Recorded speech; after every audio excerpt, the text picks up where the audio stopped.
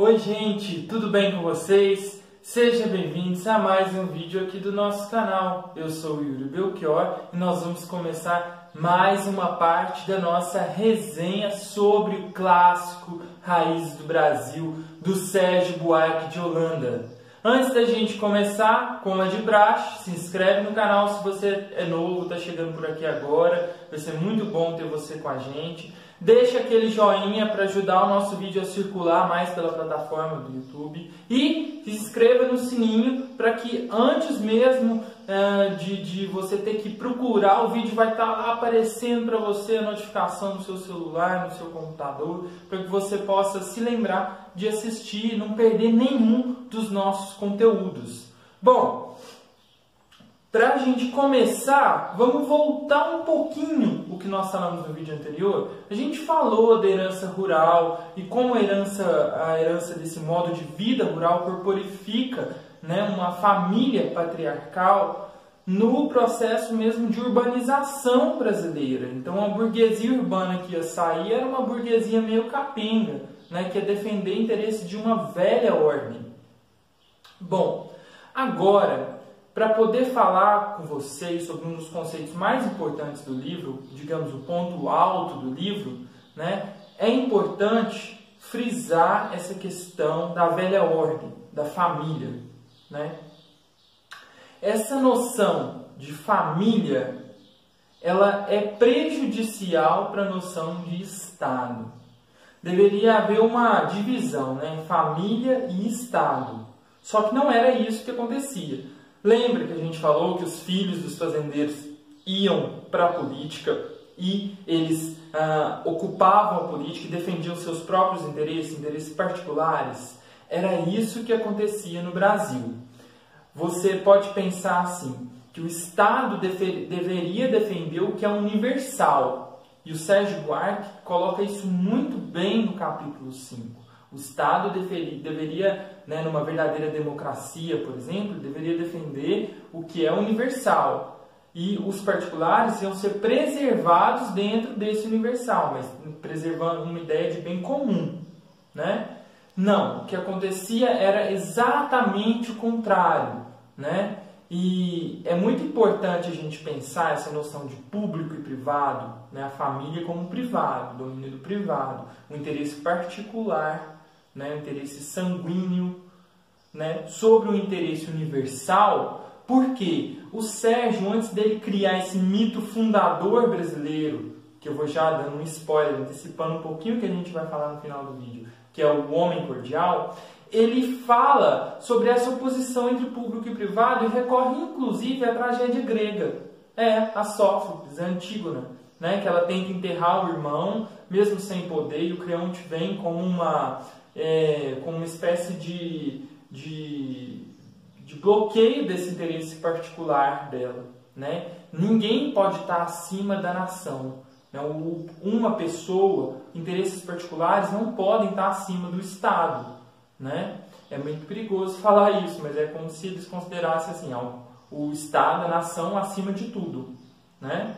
E essa ideia, ainda pensando sem pensar nessa parte de nacionalismo, mas como um Estado, né, que fosse garantir o interesse dos particulares através da garantia universal, da preservação da lei e tal, ela não acontecia muito no Brasil. Por quê? Como a velha ascensão da família patriarcal ela começava a ocupar o Estado, ela fazia com que o Estado servisse não a interesses universais, interesses da nação, mas a interesses particulares, a interesses dos fazendeiros, das pessoas muito ricas, né, das elites que ocupavam esse Estado, que era geralmente uma elite agrária, né, uma elite rural. Bom, depois que entende essa parte dessa oposição entre público e privado, como isso danifica, né, o surgimento de um verdadeiro Estado, de uma verdadeira democracia, a gente pode passar para a próxima parte. A própria noção de pedagogia científica, né, o termo que o Sérgio Buarque de Holanda usa, ela incentivava virtudes antifamiliares, né? Isso gerou uma espécie de crise, Por quê? O filho ia para a escola e ali a professora ia ensinar ele a ter autonomia, às vezes, inclusive, ensinar coisas e verdades que são diferentes do que ele aprendeu no seio familiar. Então, havia essa crise porque desde a escola, tudo no mundo moderno, para que haja livre iniciativa e a própria concorrência, ela fazia que o indivíduo se voltasse contra a família. Sabe aquela coisa de negócios à parte? Né? Família, negócios à parte. Os familiares ficavam concorrendo um com o outro. Né? Essa modernização do Brasil, ela fazia com que os indivíduos caminhassem no sentido oposto do da família. Então isso gerou uma certa crise, porque para modernizar tinha que abandonar, e eu falei isso muito no vídeo anterior, né? Abandonar os velhos hábitos. Então as virtudes antifamiliares, elas deveriam ascender. Só que é engraçado, porque a modernização ela não vingou muito nesse sentido, né? Preservou uma família patriarcal, né? Os valores de uma família patriarcal.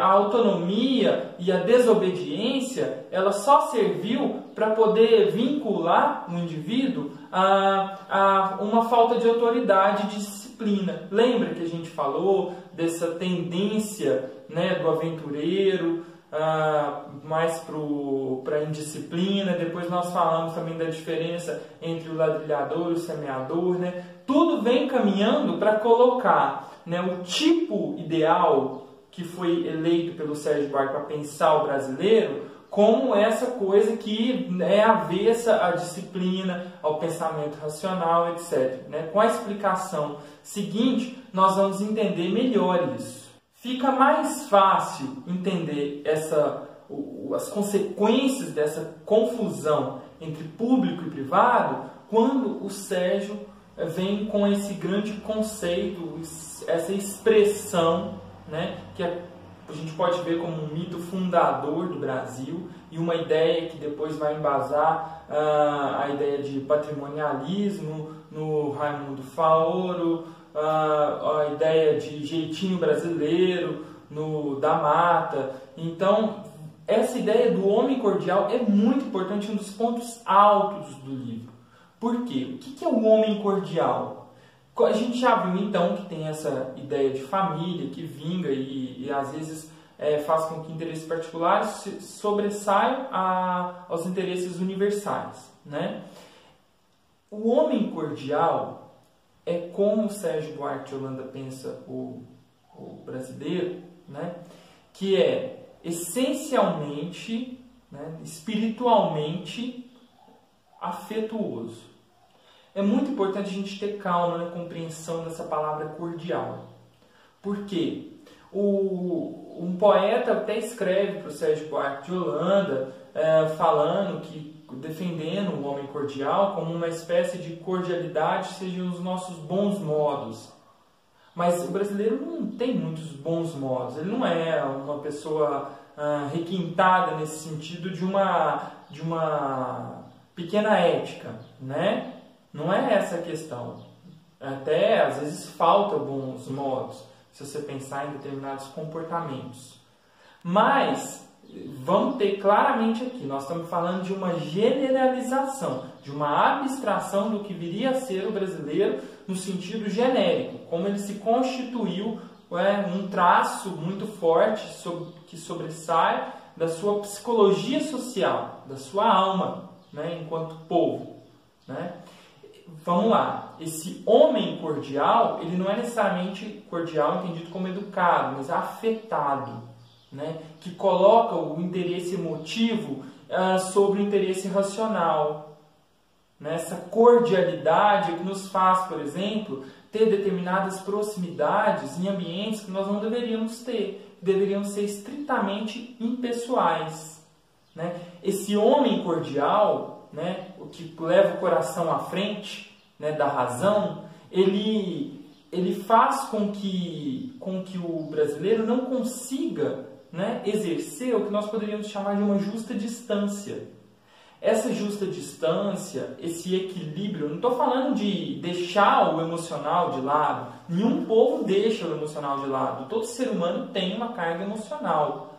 Mas é importante pensar que ao colocar o emocional sobre o racional, né, isso faz com que o ambiente público, por exemplo, fique cheio de intimidades e os interesses particulares sobressaem os interesses públicos. E aí, para entender isso, é muito importante entender que o Sérgio Buarque de Holanda ele está se embasando no Weber, mais uma vez, né? Max Weber, um sociólogo que tem muita expressão na obra do Sérgio Buarque de Holanda. A ideia do Weber é de que, para poder ter um verdadeiro Estado democrático, essa democracia deveria evoluir no sentido de um funcionário se tornar um funcionário público, por exemplo, muito mais um burocrata, não no sentido ruim da burocracia que a gente tem hoje, um excesso de papéis que inviabiliza a eficiência do Estado, não. Mas de uma burocracia no sentido de uma impessoalidade e objetividade do servidor público, né? Esse burocrata está em oposição ao funcionário patrimonialista, que é aquele que se apropria do Estado, e a noção de patrimonialismo lá no Weber vai ser muito importante, né? Ainda que hajam críticas, eu não vou falar disso nesse momento, sobre a compreensão do Sérgio Buarque de Holanda dessa noção, né? Vamos só entender isso, né? Que o funcionário burocrata tem oposição ao funcionário patrimonialista, que é aquele que se apropria do Estado para que o Estado sirva aos seus próprios interesses. Por isso que essa noção de homem cordial ela é muito importante e ela nos permite conhecer um pouco do que seria o brasileiro, né? Esse mito fundador do brasileiro como uma pessoa que leva o coração à frente e que prioriza muito mais as emoções que a razão. Bom, agora que a gente já entendeu a ideia de homem cordial, a gente pode passar a pensar quais as consequências dessa tipologia, né, dessa abstração, né, criada pelo Sérgio Buarque de Holanda, para poder entender os eventos que vão acontecer no surgimento do Estado brasileiro. Vamos falar assim, no momento de nascimento do Brasil, né? Antes da gente falar das consequências desse modo de vida, dessa afetação, dessa tipologia de homem cordial, é importante a gente ressaltar, a gente já falou um pouco sobre isso, mas que a ideia de como o brasileiro vai sentir, né? Ou seja, a própria noção de homem cordial, vinculada diretamente à maneira dos afetos, ela está relacionada a uma base religiosa. E isso tem a ver lá com a influência dos estudos sobre o Weber, né? Que é, mais uma vez, Max Weber aparecendo aí. O que é essa base religiosa? Você pode entender que o livre-arbítrio católico está em oposição à predestinação calvinista, né? Esse livre-arbítrio católico, essa base religiosa, vai incentivar esse modo de pensar mais emotivo e que, por sua vez, vai possibilitar que o homem cordial lute por interesses privados dentro do ambiente público, né? Porque ele tem o livre-arbítrio. Ele não consegue entender como na ótica calvinista, que tem a predestinação, que você deveria se purificar, né, se melhorar, não. Né? Existe uma gratificação mais imediata, falando de uma linguagem mais freudiana, né, uma gratificação mais imediatista dos desejos, porque ele tem o livre-arbítrio. O livre-arbítrio possibilita ele escolher, né? Não tem mais essa questão de quem vai ser salvo. Para você descobrir se você está predestinado a ser salvo, você tem que se melhorar a si mesmo, geralmente pelo trabalho, negação do desejo e tal. Eu não vou entrar nesse mérito, que daria um vídeo só sobre a ética protestante e espírito capitalismo, do Weber, né? Mas tem sim, aí você procura aí depois na internet, hoje tem o Pai Google, né? Então dá para você procurar essas noções, são muito importantes para poder entender a a base teórica que o Sérgio Buarque de Holanda mobiliza para construir essa noção de homem cordial, né? Que é o mito fundador do Brasil, segundo ele. Bom, feito essa ressalva, né? Essa observação quanto à base religiosa, a gente pode passar para as consequências. Quais são as consequências desse homem cordial? A gente pensa, por exemplo, o intelectual brasileiro, ele vai ser muito mais dado a uma verborragia ou às palavras bonitas e pomposas do que necessariamente a um trabalho intelectual. Lembra que eu falei da inteligência, que a inteligência não era vista como um meio de transformação do mundo. Então, o intelectual brasileiro, né, ele não vai se pautar por essa noção de transformação da realidade. Vai ser simplesmente, né, uma masturbação intelectual, né, um movimento infrutífero, né, que não gera frutos, né? E essa consequência ela é muito drástica, porque se você não tem uma inteligência, né, uma elite intelectual, cultural, né, como você vai direcionar determinados movimentos sociais? Né? Como você vai direcionar determinados movimentos históricos? É um pouco, isso gera uma espécie já de uma crise, né? Porque você não tinha uma inteligência que estava a serviço de transformações sociais. Você tinha uma inteligência que estava a serviço de uma velha ordem. Ou você pode falar, você tem uma inteligência que está a serviço de uma velha ordem.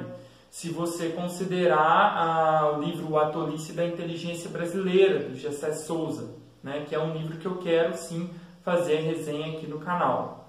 Bom, feita essa distinção já das consequências para a inteligência, agora vamos pensar um pouco na noção de trabalho. As consequências dessa afetação para a noção de trabalho é que o brasileiro ele não vai pensar o trabalho, a sua relação com o trabalho vai ser uma relação mais casual, de obtenção de algo. Por isso que às vezes tem mais de uma função, pula de uma função para outra. Não tem aquela coisa de vocação, de você persistir muito tempo para poder se aperfeiçoar através do trabalho, né? E aí de novo a questão calvinista, mas só para poder pontuar bem, né, os vínculos com a teoria do Weber, né? Então não tinha muito essa questão de ir por construir uma carreira, né? Pensar um artesão que comece, segue naquele ofício, melhorando, né? Até se tornar, sei lá, uma autoridade naquela arte. Não tinha isso, né? O trabalho era mais como uma obtenção de algo. Você pensar no serviço público, né? Ninguém está ali para poder ser o burocrata do Weber, né? Mas muito mais para poder obter algo, né? Obter as vantagens, por exemplo, de ser um funcionário público. E com isso, você não tem compromisso com aquilo que você está desenvolvendo. Né? Essa é uma das consequências drásticas, né, nessa questão do trabalho, porque você simplesmente faz as coisas, né? Você não tem compromisso com fazer aquilo bem, fazer aquilo muito bem. E é importante sim destacar os vínculos com a ética protestante e o espírito capitalista do Weber, né, porque essa noção de trabalho tem a ver com a ideia lá da palavrinha alemã. Eu não sei alemão, tá? Mas eu vou falar como Beruf, né? Eu vou colocar escrito aqui para vocês a palavra. Então, você não tem essa noção de vocação, né? Dentro dessa ótica do trabalho. Então, o trabalho ele fica como uma atividade qualquer, uma atividade ordinária, né? Que não tem vínculo direto com a sua pessoa. Né? E aí é muito interessante como o Sérgio Buarque pensa essa parte, né? O trabalho ele não tem vínculo com a obra, nós não temos compromisso com a obra, né? O nosso vínculo com o trabalho é muito mais um fim em nós, né? De obtenção de algo para nós, né? De um patrimônio, de alguma coisa, do que necessariamente de construir, de fazer a boa obra, né? Se pensar a tradução lá do Lutero, da Bíblia, né, que ele usa essa palavra Beruf e dá uma distinção que o Weber explora, tá bom? Bom, agora que a gente viu essas consequências, é importante retornar à noção da inteligência. Lembra que eu falei que não era uma inteligência sistemática? Quem teve muito destaque, né, nesse momento de nascimento da nação foram os positivistas brasileiros, que o Sérgio Buarque de Holanda vai chamar de positivistas negativos. Porque aquela coisa do positivismo, de testar uma ideia para ver se ela é de fato uma ideia válida, né? Que é o lado do positivismo científico, que talvez a gente pode falar que é interessante, não era muito, né? Os positivistas brasileiros eram negativos porque eles defendiam cegamente aquelas ideias que eles acreditavam. E eles não tinham muita proximidade com o povo, não. Né? Ele até menciona sobre um determinado pensador que procura não se envolver diretamente com as questões políticas, né? Porque ele achava que tinha uma certa distância mesmo da população. Então eles pregavam ideias que eles mesmos acreditavam, mas sem saber como que elas seriam implantadas no Brasil. Ele era simplesmente importava essas ideias da Europa, né? E como eles não tinham compromisso com transformação social, eles estavam a serviço da velha ordem, da elite rural, né? Então, pensa bem, foi implantada determinadas ideias para poder criar uma conjuntura específica política que não tinha compromisso com a realidade brasileira. E aí nasce a democracia brasileira. Aí nasce a república, né? E é muito legal que o Sérgio Buarque de Holanda coloca a república como um grande mal-entendido. Por que um grande mal-entendido? E não só o Sérgio Buarque de Holanda, o próprio Machado de Assis, um autor que eu pretendo estudar muito nos próximos anos, né, da minha carreira acadêmica, ele também faz essa observação, né? Você ia colocar uma roupagem nova num corpo velho, numa velha ordem, ia persistir, né? Ia persistir até uma noção meio que semi-feudal. Eu preciso estudar melhor alguns autores da história, por exemplo, que tratam dessa questão de um semi-feudalismo na ordem do Império Brasileiro, no surgimento da Primeira República, né?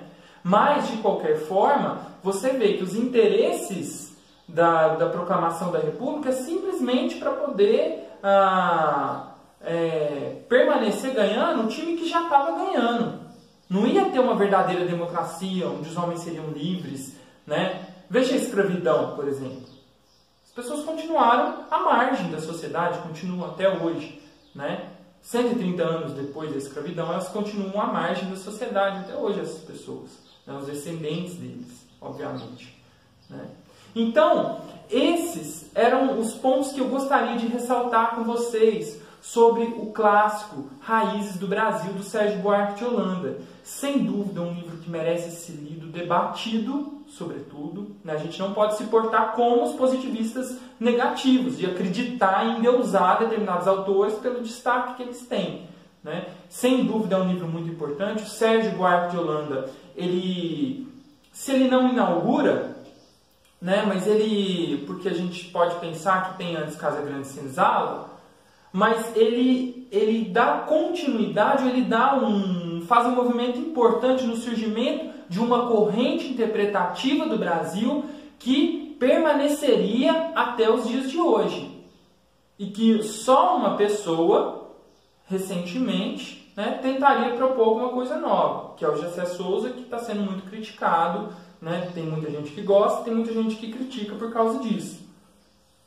Porque ele tenta, né, escovar essas interpretações a contrapelos, né? Me apropriando um pouco aqui da expressão do Benjamin, né? O que você achou dos conceitos que a gente estudou? Você acha que essa noção de homem cordial te ajuda a interpretar melhor o Brasil? Você acha que ela tem pontos cegos? É importante lembrar, eu tratei apenas de alguns pontos do livro. O livro não é um livro muito grande, né? Não é um livro grosso, muitas páginas, mas é um livro que fala de muitas coisas, ideias muito complexas, muito bem juntas, né? Tem uma coesão muito grande. É importante dizer também que o livro ele passou por uma reescrita, né, ao longo da sua vida. Então a gente pensar na nossa própria noção de textualização. Esse livro foi se textualizando, ele foi sendo atualizado. Mas como as leituras dele podem hoje contribuir para o debate político? Como as leituras desse livro podem nos fazer refletir sobre a realidade brasileira e refletir a ponto de transformá-la? Esse livro te ajudou em alguma coisa a pensar a realidade brasileira? Esse livro te ajudou a entender a nossa cultura, a psicologia social, como fala, mas um pouco dos traços, da personalidade do brasileiro? É sempre importante lembrar que quando a gente fala o brasileiro, né, nós estamos fazendo uma generalização. Dentro desse o brasileiro há muitos, é um país imenso, com muitas culturas, né? Os povos são diferentes de uma das regiões para outra, né? Dependendo da camada social também. Então é importante pensar essas variáveis quando a gente vai fazer afirmações sobre os afetos. Essa é uma das críticas que eu teria para elaborar junto com o Sérgio Buarque de Holanda, né? Um debate com o livro dele. O que vocês acham? Vocês gostaram? Foi uma resenha extensa, não falei sobre tudo, porque é um livro muito bom, um livro que merece ser lido, relido, debatido, né? E a gente fica aqui até esse ponto com o Sérgio Buarque de Holanda. Depois eu venho com mais resenhas para vocês. Não esqueça de deixar o seu like, deixar a sua inscrição aí no canal, deixar o seu comentário dizendo para mim o que você achou, dando sugestões de livros, de coisas que vocês gostariam, né, que eu tratasse aqui no canal. Muito obrigado a todos vocês. Valeu!